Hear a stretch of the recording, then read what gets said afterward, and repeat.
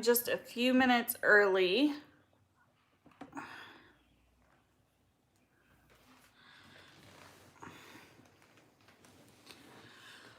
Good evening.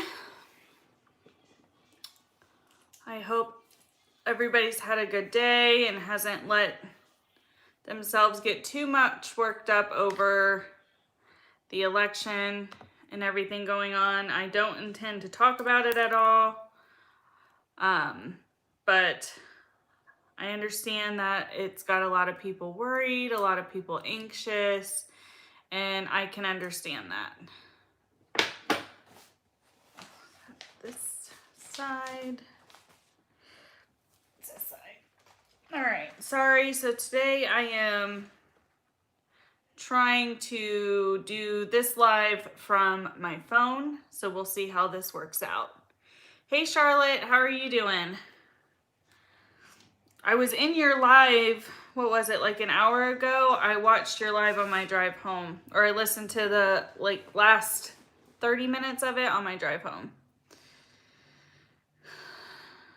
I hope everybody's managing. Yeah, I understand being anxious. I think there's a lot more people anxious right now than, a lot are disclosing that they're anxious, but I think there's even more than what people are comfortable saying. I'm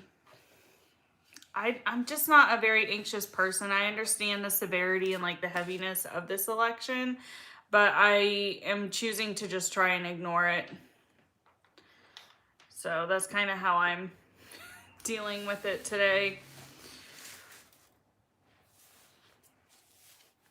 I'm sure, yeah, I understand people who can't and who are super worked up over it. I totally get that. But I don't know how I would handle daily life if I let myself become worked up over stuff. So I've tried to take the route of not letting hardly anything get to me. So I guess it's just gonna be us for a while. I started a little bit early because I wanted to make sure the setup I had tonight was going to work, and hopefully it does. We'll see if it times out on you. That's a good question I have for you, Charlotte. Have you ever run into any issues with doing your live streams where it just times you out? I was having that issue 2 or 3 weeks ago, maybe a month ago now, where I would be on live and then it would just stop working. And I didn't know if it was a YouTube issue or a computer issue. And I've not had it again, and I used the same. Okay, you lost connection today. Okay, I'm glad. That sounds bad, but when it was happening to me, I got super frustrated because I didn't know if it was a me issue or a YouTube issue. But except for today, I've always done my live streams on the same laptop. So I know I don't know what causes that at all. But I had that happen quite a bit for a week in a row. Hey guys. It's just now 7, which is when I said I was going to be going live. So I assume some people are going to start rolling in. We had quite a few votes for today's topic, which is homelessness. And I'm not really sure to what degree everybody wants to talk about it. I can talk about it to the degree of educationally. I have printed off some statistics for both global and US statistics. I also have firsthand experience with working with the homeless population in every career I've worked in as a social worker. That includes to currently. So I know a lot of struggles. I know some resources. For anybody who doesn't know, and I'll be sure to reiterate this further into the live, is if you are in the US, if you dial *211 from your phone, it will bring you to a menu for any local resources for you. And that's resources of all kinds. It's not just for homelessness. It's not just for like food banks and stuff like that. It's for any kind of resource you may need. So always keep that in mind if you ever are struggling. I know at times people have mentioned wanting to talk about certain topics because of the pandemic and the effects that the pandemic has had. And there are a lot of community resources that people don't realize are offering assistance due to the pandemic. They have gotten funding from either their state or the government to assist with communities, their communities in specific areas and communities. Hey Jay, I hope you're doing good.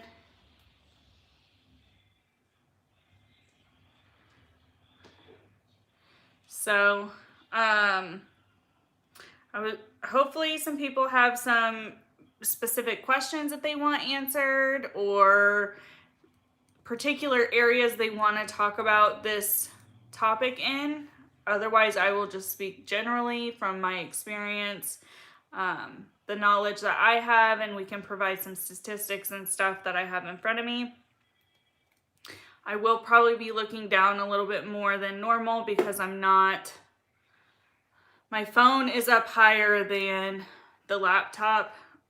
Sorry, I clipped the rhinestones off of my nails because my nails have grown out quite a bit and the rhinestones had started to fall off, so I clipped them off entirely.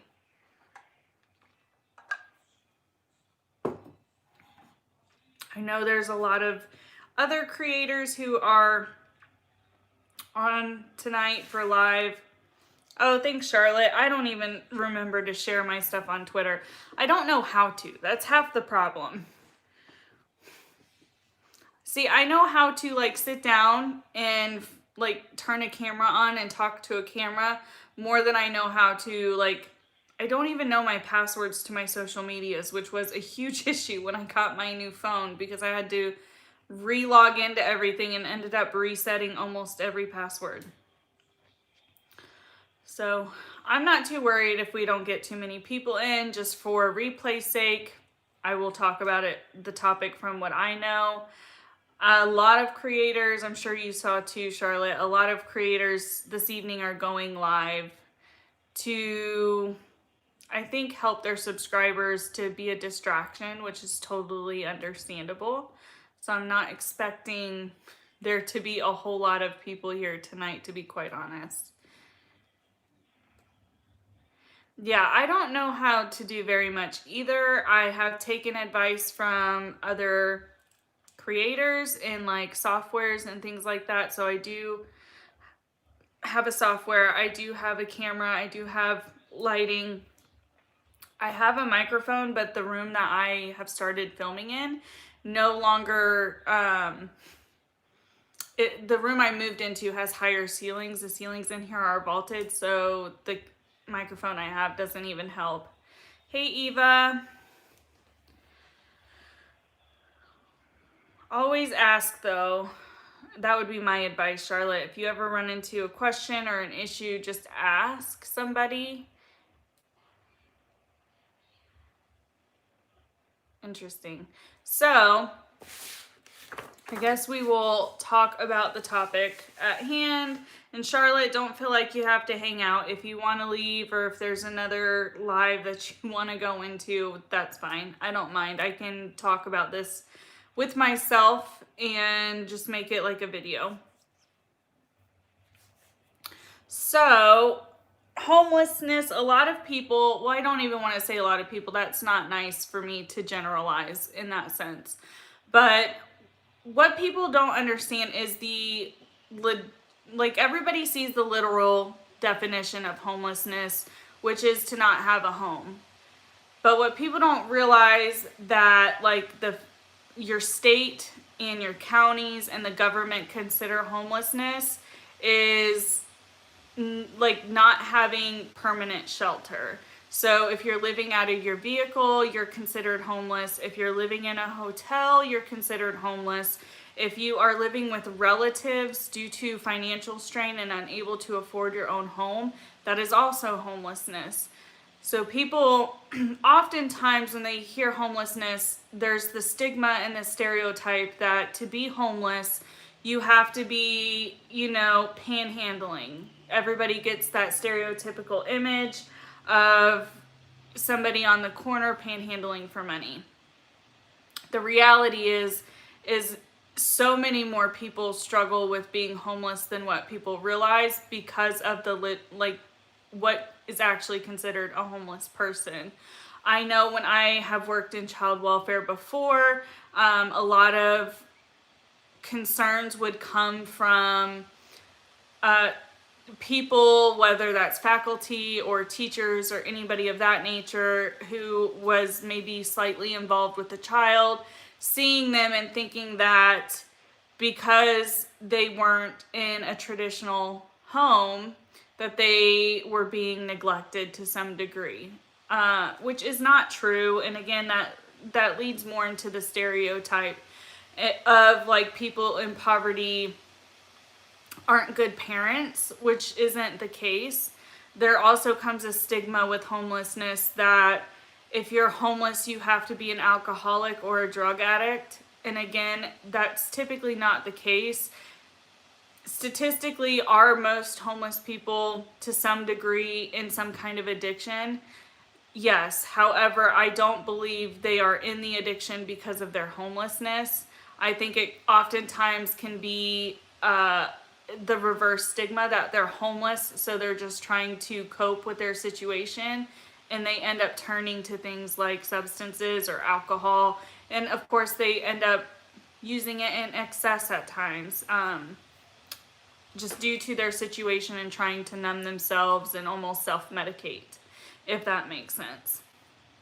There is a huge stereotype with homelessness, and like when I was growing up and stuff like that, I grew up in an area which wasn't prevalent with homeless people. We had a couple of individuals in the area I lived in that were homeless, and they chose to be homeless.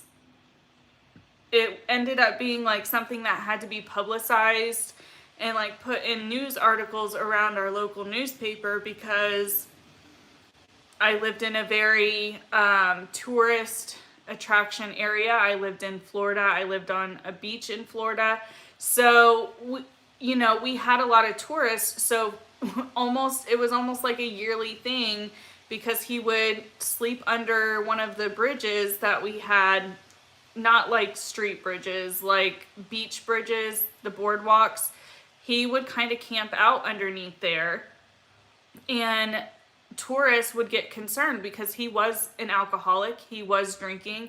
He was not, he kind of did fit that stereotype to some degree. Like he was drinking, he was producing alcohol to minors, he was engaging in poor activity, but our community wanted to make sure that tourists and even people new to our area were aware that he is homeless by choice, that it's not something he has to do, so people wouldn't feel compelled to donate or to give him money, because he actually had a very nice place that was paid for. He was suffering from some mental health, so some of the reasons why he made the rationalities that he did was due to his diagnosis.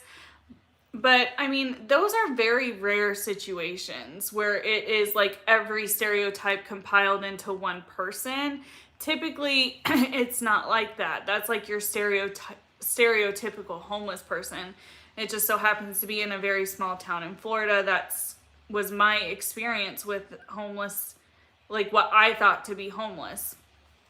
Once I started doing my degree and like getting educated about people in, homelessness and adversities in different communities, I learned that, I was kind of being hypocritical to some degree, and I was projecting stereotypes onto other homeless people. By the time I was in a working field, I knew a lot more, but even working in a field where you don't know what you're approaching made all of the difference for me. The work that I have done has really made me keep myself in check, as far as like making sure I'm not being stereotypical, making sure I'm not being discriminatory, making sure I'm not projecting anything that I assume, and making sure that I am allowing the people I am talking to, for whatever reason, that I'm giving them the grace and I'm giving them the respect that they deserve. Because everybody, at the end of the day, no matter what their situation is, everybody deserves respect. So I very quickly learned about homelessness and what puts people into that state. It's always going to be a variable. It's never going to be the same thing every single time. Oftentimes it's multiple factors that lead to an individual being homeless. But with that quick little bit, I am going to read off some of these statistics just so we get an idea of what we're looking at. So the main one, this is from, I will hopefully remember to link my sources after this loads. I will link them in. So 17 out of every 10,000 people in the United States were experiencing homelessness on a single night in January of 2019. So these are dated, they're not, they're like a year old. So, and it also states that it was about 567,715 people. That's a lot of people who are not in stable living environments. And you have to keep in mind that some of these individuals are single people, so they're struggling on their own, which is lonely. There are families involved in this. There are other elements within homelessness that I don't think are fully comprehended when people hear homelessness. From subpopulation, there is like a, this is the one I thought, yeah, here it is. But it didn't print right, so that's gonna stink. Here. I emailed it to myself, so I have the laptop in front of me. I'm gonna pull it up because it has a good chart of who, it broke it down by like gender, the ratios and everything from this group of information. Here it is.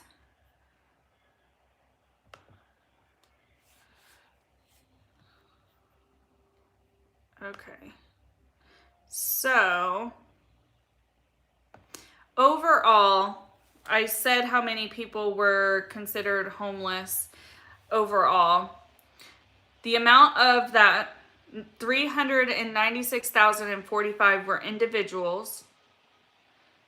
171,670 were families. 96,141 were individuals who were chronically homeless. 37,085 were veterans. And then what surprised me the most was 35,038 were unaccompanied youth. And for youth, they obviously have to be under the age of 18. That is a lot of people, a lot of youth, a lot of underage individuals who are not being cared for by their parents. I would be interested, and I don't believe this article breaks it down, I would be interested to know how they are categorizing unaccompanied youth, if they're categorizing it by legal terms or if they're categorizing it by youth who are literally like they have nobody to care for them. So that's a lot of people. And the youth is what surprises me the most, especially when a lot of advocacy work happens around trying to reduce the homelessness of our veterans, which I agree with, and I would agree with almost any advocacy work around homelessness in general. Um, but when you compare the number of veterans to the number of the youth, there's only like a 2,050 some people difference. That's not that much. And I don't think it's very widely talked about or educated to the general public that youth being homeless is also something that the US struggles with. So, of all of that, about 343,000 are male, 200,000, well, about 220,000 are female, 300 and 250 or 3,250 are transgendered individuals, and then about 1,500 are gender nonconforming. Now, what we have to take in mind whenever we're reading articles and statistics like this, people may not be fully reporting as well. Even in 2019, like as each year goes by, the LGBTQ plus community gets accepted more and more. So although people were confident during this report to disclose that, I wonder what the true number is, because that's something that any advocate for the LGBTQ plus community will say, that a lot of them are still scared. A lot of people who are in this community are so fearful for their safety, for judgment. And I mean, even though it is becoming more and more accepted and people are being educated better and not being so stereotypical, we still have very, very scary and sad situations happening to individuals within the LGBTQ plus community. Recently, there was a viral video of two transgendered individuals being preyed upon and being the survivors of a very violent crime, and nothing was done, even though it was on tape. I don't know if that means that I can't remember if the police were still investigating or if they actually closed out the case, but that's scary, and it is something that I should probably include in a poll at some point. I don't think I've talked about it very much, but I actually have some family members who are within the LGBTQ plus community. So, you know, although I don't experience a lot of what they do, I've been around them when they have experienced things like this. I have to hear their stories. I'm often the one in the family that people want to come to and talk to about these issues. So I know to some degree, like I have some firsthand knowledge. It's never going to be the amount to have somebody who actually is within that. And I would advise to watch other YouTubers. There are some really, I know Blair White has been under a lot of scrutiny lately, but there are other YouTubers within each, wherever you may fall or wherever your curiosity lies, for you to search and find one that you're comfortable and that you think is being honest, to listen to their experiences. I know for a long time I watched Sam Collins I started watching him when he first made his video about telling us the truth. And I've never found him to really be problematic. So he's a transgendered YouTuber I would say to watch if you're interested in learning about their lives and what they go through and kind of the hardships that they face. There's plenty others. He's just one that I have watched. Within my degree, I've always tried to get other people, if I don't have any personal experience with it, to try and hear someone else's story, because that helps me to really see and understand. Because even with me telling my own story, although I'm not super affected anymore, it's still emotional to relive. So you can honestly tell if somebody is being true to themselves and how they are telling their story based off of their reaction. So we will move on with statistics. It was brought up, so I wanted to talk about it.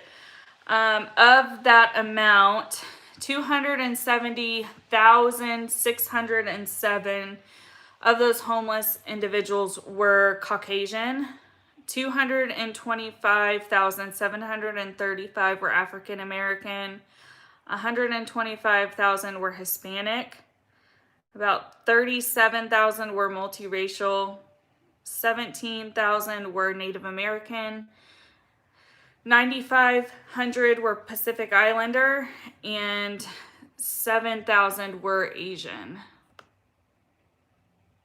So, I mean, this is a large group of our population, and I don't know if people are really aware of how much we, like, as everything, that we are a country that we struggle with homelessness. Of course, when you have bigger cities, there's going to be a larger population. There was a map. It might have been in the other, no, it's in this one down here at the bottom. It shows, and I'll put these in the description, so if you guys want to refer to this or you want to read it yourself, you can. The larger cities have a higher population. So, like in Seattle, they have a high homeless rate, and it's predicted.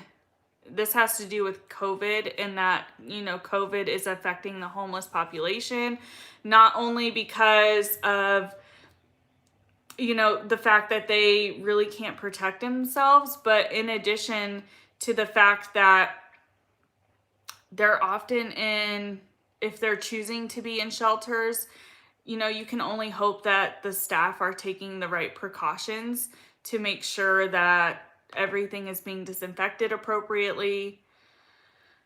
Hey, Rain, you were homeless and on your own from 14 to 17. A lot of kids are uncounted. Yeah, most fear the services enough. They don't try to get help. Exactly. It's so mind-blowing to me, the statistic and the amount of kids that were considered unaccompanied youth for this. I can't imagine that. And I can understand. And one of the questions I had, and I don't think it verifies, and I'm not gonna lie, I didn't fully vet this full article. I just wanted to make sure it was from a reputable source. It seems that I want to know if of that amount, if those kids were with somebody, or if they were legitimately totally on their own. Were they living with maybe a family member? Because if you're not with your immediate family or a legal guardian, and even sometimes when you're with a legal guardian, depending on how that paperwork is done, they're not really more than just able to take you to the doctor. And I don't think the state would necessarily count that as you being in your stable home. I don't know, and it doesn't really provide any clarification on that. But and then obviously in multiple counties in California, due to it being a larger state, there's going to be a higher population. And it goes on to show the shortages of the services that are available to homeless, which is another thing that I don't think people want to be honest about. I don't think people want to be honest in the fact of knowing that they may see somebody who's homeless, but they don't think of really where they're going to be sleeping that night. And I think some people just jump to the conclusion that they're probably going to be in a shelter. But shelters run capacities, they can't take in everybody. Some shelters require background checks, and if you have certain criminal charges, you're not able to get into the shelter. If you have children, or if you're a woman, sometimes there's only men's shelters. Like, there are gender specific shelters. There are specific shelters which will allow children. Not all shelters allow children.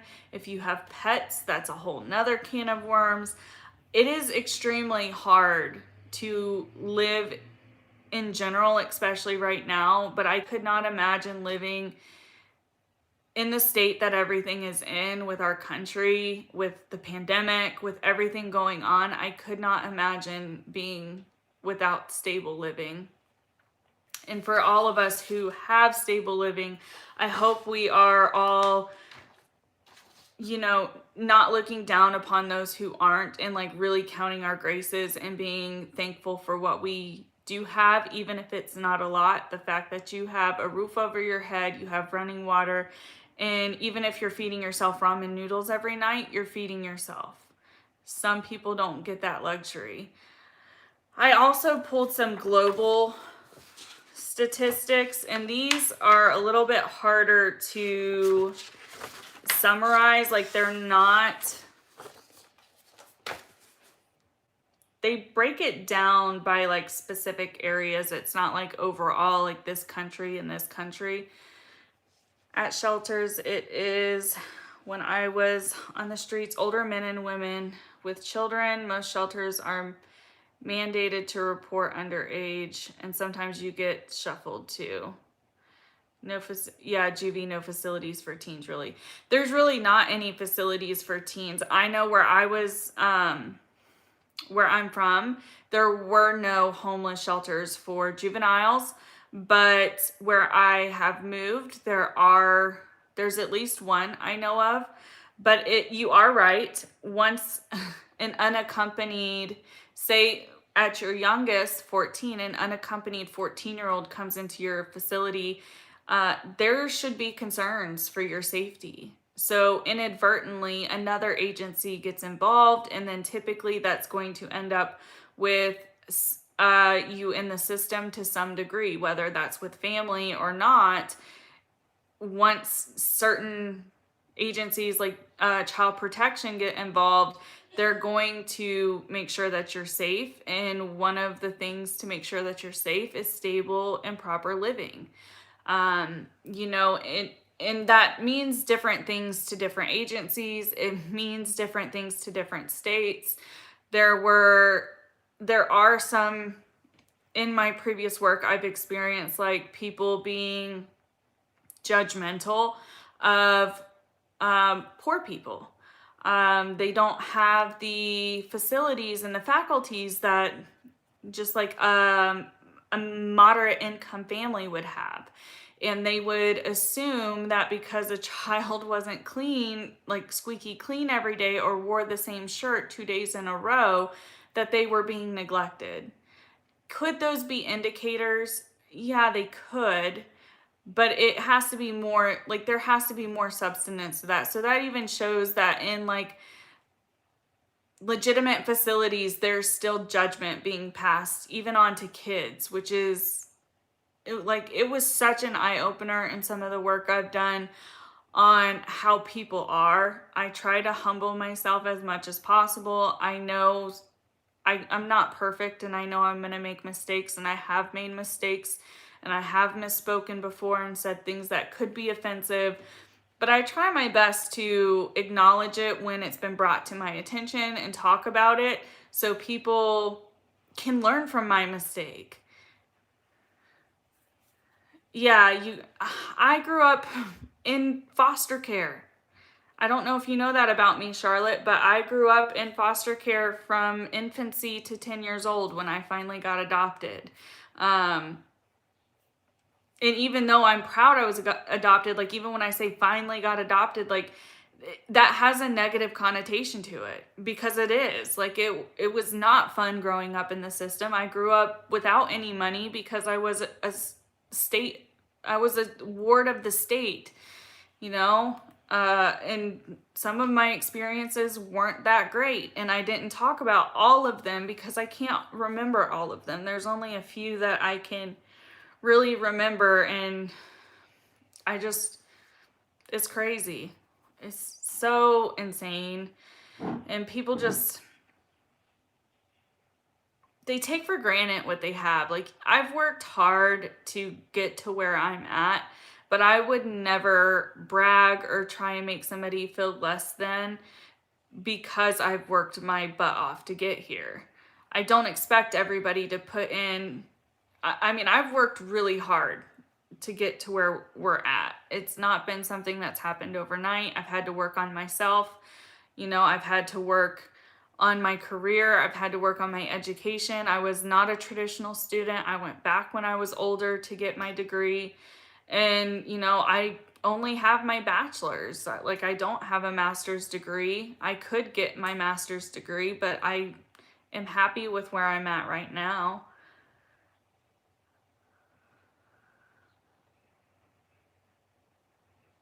See, I didn't know that about you either, Charlotte. Yeah, I have, if you're interested, I know it can be triggering, especially if anybody has spent any time in the child welfare system.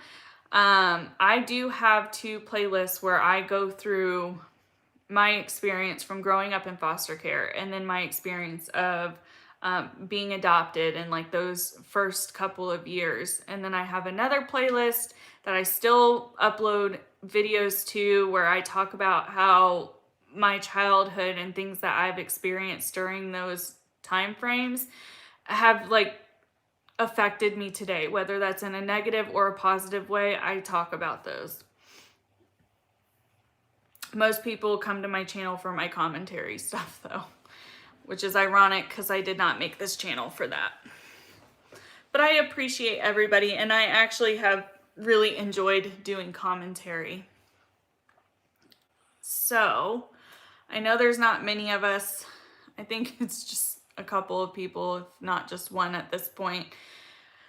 I think a lot of it has to do with the election. A lot of it has to do with other creators being on, which is totally understandable. Some people, because of what's going on, don't want to talk about heavy topics like this. And I totally get it. I do. I thought there for a little bit to not even schedule it, but I need to hold myself accountable. And I always leave these up. So these are always viewable for replay. Yeah, I know it is, Charlotte. And I'm not super worried about it. Yeah. I'm burnout on the election. There's a lot of people who are burnout on the election, but I know Emily, her channel's like getting a lot of attention, as it should.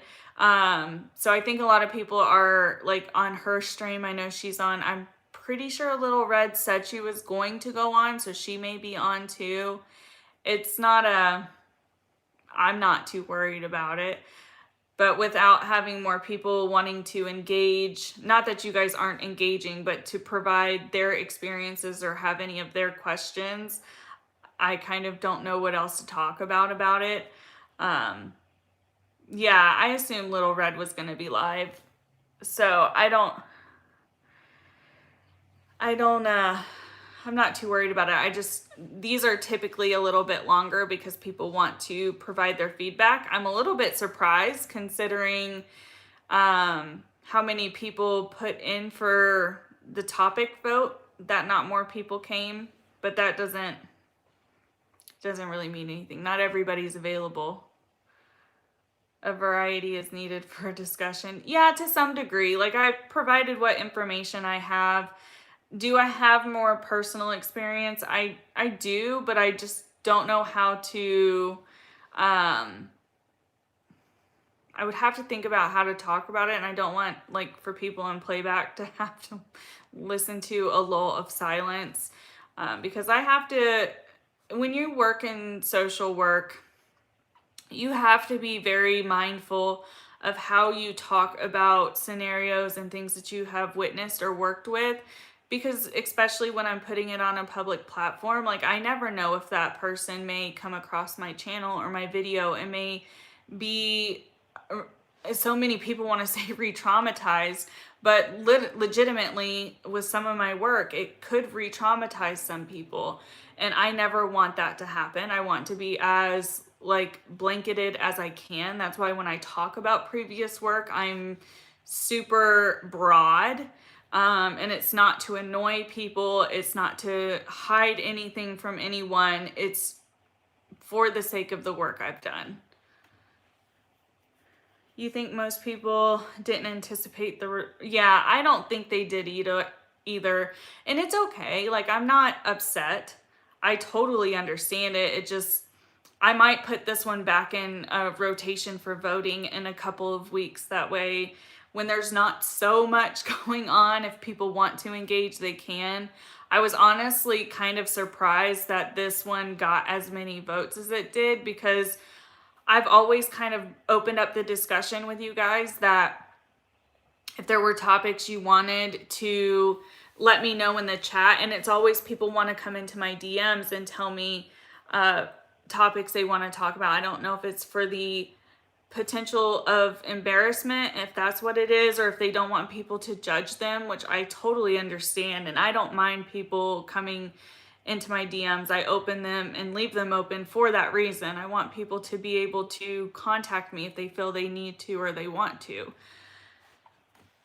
So I don't know if that's something that, if it was a topic people just picked because they weren't going to be here and they didn't care, which would that sounds bad, but you know, who knows?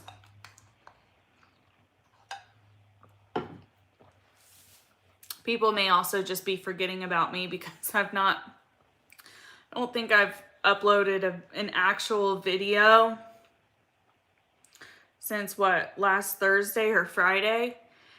It's been a while since I've loaded a video, and I promise I will, for anybody watching this now or in replay, I will be telling you guys what's been keeping my attention away from this. Probably in a day or two, maybe a little bit longer, but I do intend on letting you guys know, because it will loop into this to some degree. I just am waiting to make sure everything is where it needs to be before I tell you guys about it. So I haven't been able to film any videos. I think everybody's kind of, even if you're not anxious about the election, like I very much feed off of other people. So I know everybody is anxious around me, and like a lot of the world is anxious. So I'm not anxious, but I just feel heavy. Like I just feel very heavy since like my live last night and into today and like into this evening. It's just a really heavy feeling, and I think it's just because of all the uncertainty and unrest that's going on with everything. Hey, Flower Pot. I see you in Charlotte's chat all the time. I hope you're having a good night. I hope you're doing well. Oh, Charlotte, everything's fine. I don't mind to let you know what's going on. It's not a big deal. I just don't want to say anything prematurely to an audience of people, just in case something happens. I don't want to put it out there and then look silly. So I'm trying to wait. So, I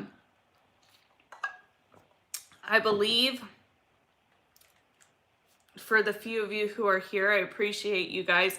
I believe I will be putting all of the votes that didn't win this week back into the rotation. And if anybody has any suggestions for one to take its place, let me know. Otherwise, I will think of one and put it in the empty slot. I don't think I'm gonna hang out here too much longer. We've kind of talked about what we can talk about amongst the few of us, and this topic's a really hard one. Homelessness is a really hard one to talk about unless you've experienced it or you have people who are asking questions to think of specific answers. Otherwise, it's very much just let's talk about the statistics, let's talk about XYZ. I don't have any firsthand experience with this topic, which is why I'm probably finding myself at a loss of words, so to speak. But I am probably not going to go live tomorrow, but I probably am going to go live sometime during the day on Friday, since I'm off Friday. And we'll see what that's about. I don't typically mix these streams with any commentary, but more stuff has developed, and I think it's going to continue to develop with all the drama on the platform right now. So I am probably going to just talk about that, or I have a couple of other things that, aside from Katie, that's been going on that I haven't talked about with you guys that I would be open to talking, that I want to talk with you guys about. So with that being said, I do appreciate everybody who's been here. You guys are awesome for engaging and providing some information. I appreciate anytime I do these. I always appreciate people who are willing to disclose any hardships that they've had. If any of these ever trigger you, feel free to reach out to me. I will probably ask your general location so I can make sure I'm getting the correct resources to you. But I always offer to get you guys resources if you're struggling with anything. It doesn't have to be the topic of conversation. Anything at all that you may need a resource for, if you reach out to me, I will be more than willing and happy to help you find something to help you work through whatever you're struggling with. But with that being said, I am going to get off of here, and I'm probably going to go over to Little Red Stream. So if you haven't subscribed to her or seen her channel, I would recommend you doing that. And if anybody who's been here or is rewatching this and you haven't subscribed to Charlotte, please subscribe to Charlotte. She does an awesome job at being level-headed with her commentary about Katie Joy.